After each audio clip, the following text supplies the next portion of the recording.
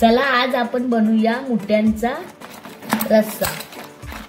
हे मी गावावरून मुठे आणलेले आहेत। आता त्यांना आपण असे तोडून घेऊया। हे बघा, आता ह्यांना मी पाण्यात टाकते। आता त्याला आपण तोडूया। त्याला असं दोन साइडनी पकडायचं, असं मोडायचं। पकडताना नीट पकडायचं।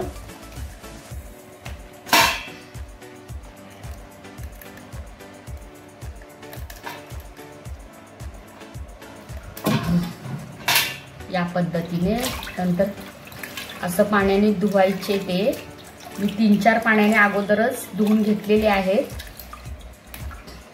नंतर एक एक करून असे त्यांचे असे नांगडे मोडायचे या पद्धतीने।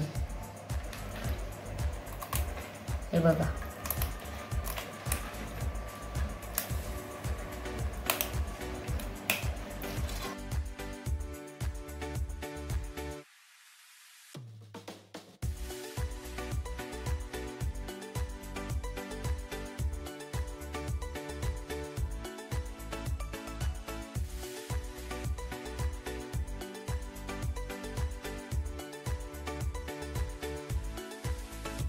तिच्या पोटाचा भाग असतो तो असा ओपन करून असं काढून टाकायचा।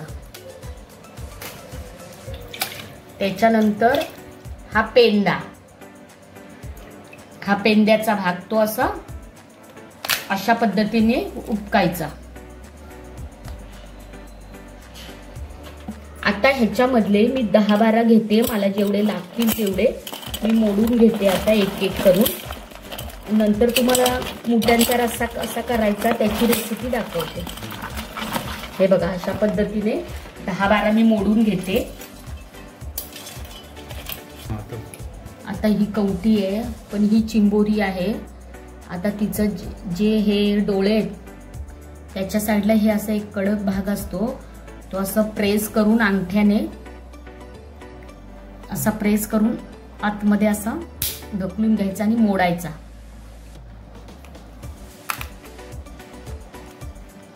मी दाखवते तुम्हाला।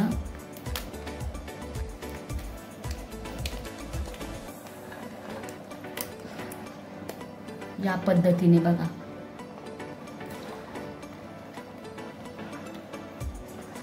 आता त्याच्या आतमध्ये थोडंसं असं एक कडक असं काहीतरी असतं, ते पण असं काढून घ्यायचं।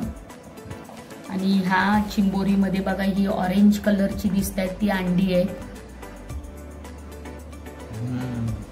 इकडे पण आहे, ही अंडी आहेत सगळी।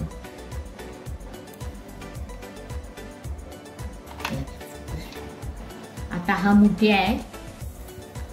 आता आपण हा मुठ्या घेतलेला आहे, तो पण ह्याच पद्धतीने असं दातासारखं जे कवर असतं ते असं बाहेर नाही ओढायचं, ते असं अंगठ्याने आतमध्ये ढकलायचं। हे बघा, या पद्धतीने। आणि मग ते असं काढून टाकायचं। आणि असा सगळाच भाग काढायचा नाही, जे मध्ये परत काहीतरी कडक असं असतं ते काढायचं। नाहीतर तुम्ही पूर्ण कवटी सगळं जे आहे त्याच्यातलं ते सगळं तुम्ही काढून टाकाल। तसं करायचं नाही, ते सगळं तसंच्या तसं ठेवून द्यायचं। झालं? आता खेकड्याचा जो खालचा भाग असतो त्याला म्हणतात पेंदा। आता पेंदा आपण साफ करून घेऊया। आता हे वरचं जे कवर आहे ते आपण असं काढून घेतोय। हे बघा, या पद्धतीने। हे पण आहे ते बाजूचं, ते पण काढून घ्यायचं।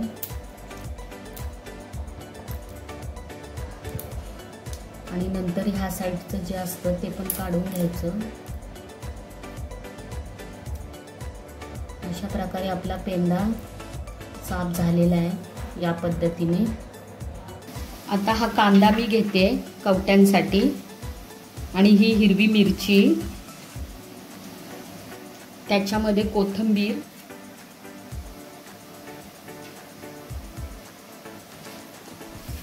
दोन चमचे लाल मसाला, हळद, 1 चमचा काश्मीरी मिरची पावडर घेतली आहे। आणि आता ही मी चिंच घेतलीये। चिंच गरम पाण्यामध्ये थोडीशी टाकून अशी मॅश करून चिंचेचं कोळ काढून घेते, जेणेकरून चिंच घेतल्याने जो कवटीला एक प्रकारे असा वयस्पणा येतो तो येत नाही. त्यामुळे चिंच घ्यायची, लिंबू वगैरे घ्यायचा नाही, चिंचेचाच वापर करायचा. हे चिंचेचं कोळ घेतलंय, 1 चमचा मीठ आणि हे मी आता बेसन पीठ घेते. ते पण तुम्ही अंदाजे घ्यायचं आहे, जेवढ्या कवट्या असतील त्याप्रमाणे. त्याच्यात 1 चमचा असा कांदा खोबऱ्याचं हे वाटण टाकते. हे बघा,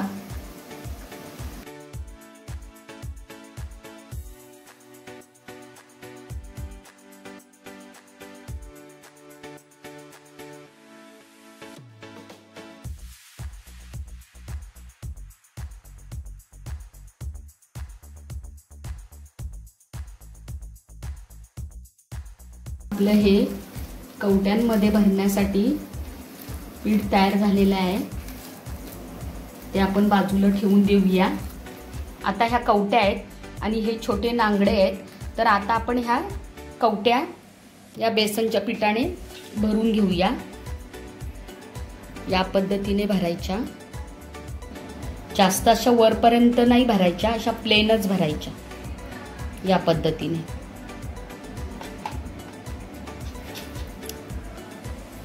हे बघा, असं कॉर्नर पर्यंत पीठ जाऊन द्यायचं, असं बोटाने असं आत.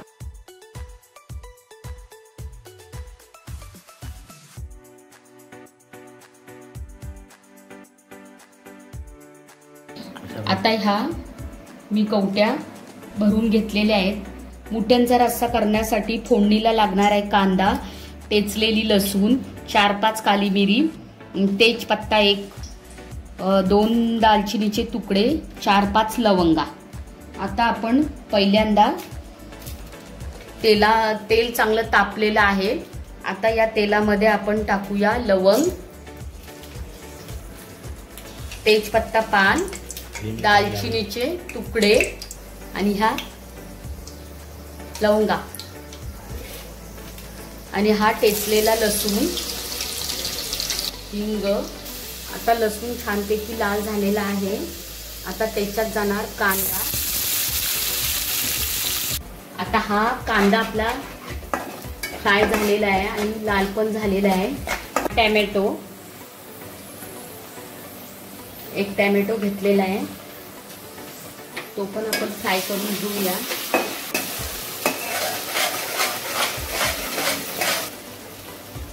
आता कांदा टॅमॅटो चांगला फ्राय झालेला आहे. आता त्याच्यामध्ये आपण हे कांदा खोबऱ्याचं वाटण टाकू. आपल्याला जेवढा रस्सा करायचा आहे त्याप्रमाणे तुम्ही अंदाजे टाकायचा. आता मला जेवढं पाहिजे तेवढं मी टाकलेलं आहे. आता हा वाटण चांगला फ्राय करून घ्यायचा या तेलामध्ये. वाटण आपलं फ्राय झालेलं आहे. आता वाटणाला असं बाजूने बघा असा तेल सुटलेलं आहे. आता त्याच्यामध्ये हळद, काश्मीरी मिरची पावडर आणि हा मसाला मी अंदाजे आता 3 चमचे टाकते मसाला. म्हणजे मसाले चांगले या वाटणामध्ये फ्राय करून घ्यायचे, तेल सुटे तोपर्यंत.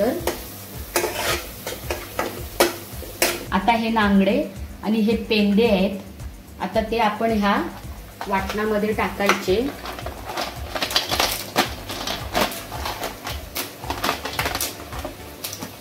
आणि हे पेंदे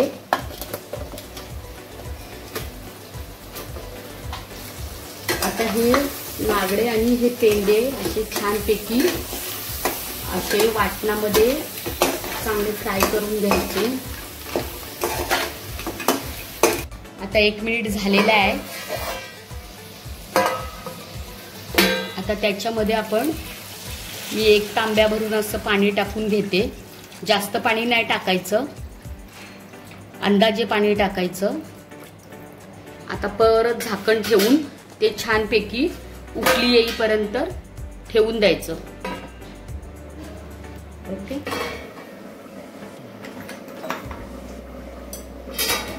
ह्या रश्श्यामध्ये सोडून देऊया। आता बघा रश्श्याला पण उकळी आलेली आहे। आता ह्या कवट्या एक एक करून अशा ठेवून द्यायच्या। या पद्धतीने आपण जास्त पाणी या कारणाने नाही घातलंय, किंवा कारण का ते पीठ एखाद्या वेळेस वरती येऊ शकतं, म्हणून ते वाफेवर आता ह्या कवट्या शिजून द्यायच्या। या बघा अशा ठेवायच्या एक एक करून बेसनने भरलेले या पद्धतीने। आता हे जे छोटे नांगडे आहेत ना, ते मी एका मिक्सरच्या भांड्यामध्ये घेऊन थोडेसे असे जाडसर वाटून घेणार आहे। हे छोटे नागडे होते ते मी जाडसर असे वाटून घेतलेले आहेत। त्याच्यामध्ये आपण असं पाणी टाकून ते असं मिक्स करून त्याचं जे पाणी असतं ते आपण असं घालून घ्यायचं, पण त्याचं जे वरचं कवर असतं ते त्या पाण्यामध्ये येता कामा नये, नाहीतर ते सगळं कचकच लागते।